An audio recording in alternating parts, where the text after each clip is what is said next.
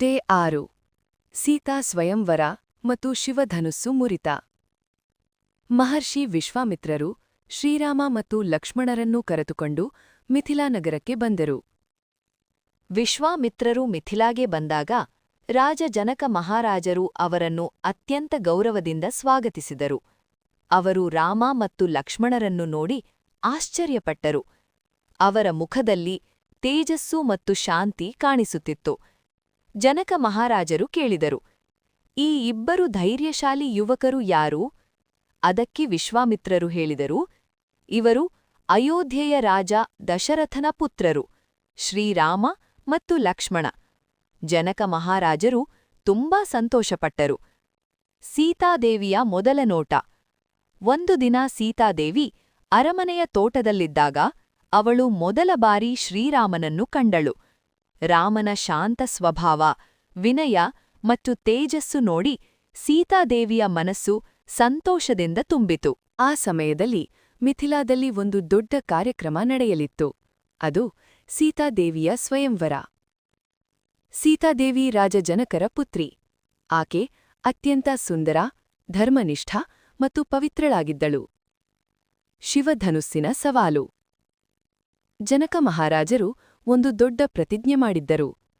ಅವರ ಅರಮನೆಗೆ ಭಗವಾನ್ ಶಿವನ ಮಹಾಧನುಸ್ಸು ಅಂದರೆ ಶಿವಧನುಸ್ಸು ಇತ್ತು. ಅದು ಅತ್ಯಂತ ಭಾರವಾದ ಮತ್ತು ಶಕ್ತಿಯುತವಾದ ಧನುಸ್ಸು. ಜನಕ ಮಹಾರಾಜರು ಹೇಳಿದರು, ಯಾರು ಈ ಶಿವಧನುಸ್ಸನ್ನು ಎತ್ತಿ ಅದಕ್ಕೆ ಬಿಲ್ಲು ಕಟ್ಟಬಲ್ಲರೋ ಅವರೇ ನನ್ನ ಮಗಳು ಸೀತೆಯನ್ನು ವಿವಾಹವಾಗಬಹುದು.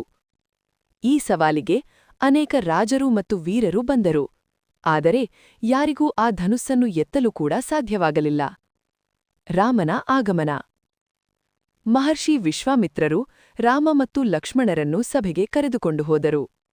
ಅಲ್ಲಿ ಎಲ್ಲರೂ ರಾಮನನ್ನು ನೋಡಿ ಆಶ್ಚರ್ಯಪಟ್ಟರು, ಏಕೆಂದರೆ ರಾಮನು ತುಂಬಾ ಶಾಂತ ಮತ್ತು ವಿನಯಶೀಲನಾಗಿದ್ದ.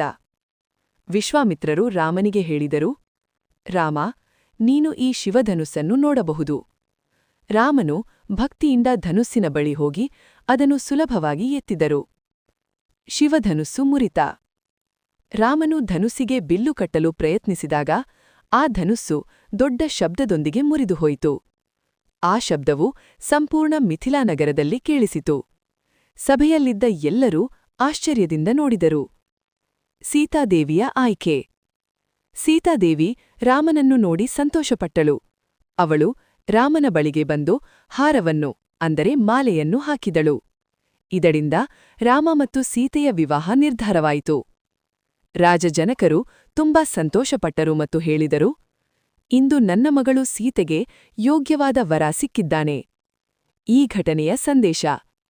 ಈ ಕಥೆ ನಮಗೆ ಹೇಳುವುದು, ಶಕ್ತಿ ಜೊತೆ ವಿನಯ ಇದ್ದರೆ ಅದೇ ನಿಜವಾದ ಮಹತ್ವ.